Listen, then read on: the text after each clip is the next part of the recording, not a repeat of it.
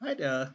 Today I'm going to show you how to enable Read Loud option in Acrobat Pro DC application. It's very simple. So all you have to do is click on these three horizontal lines at top and left corner, and a menu bar will appear. Go to the View option, and the very last option will be the second last option will be, sorry, Activate Read Loud.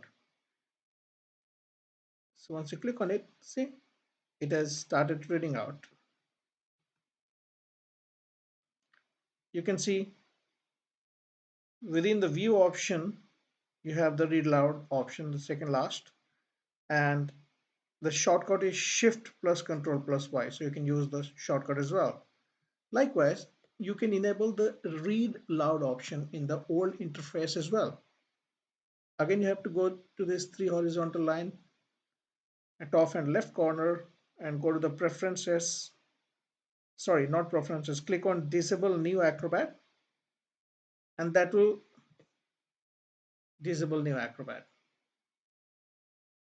and it will automatically relaunch the application after clicking on restart.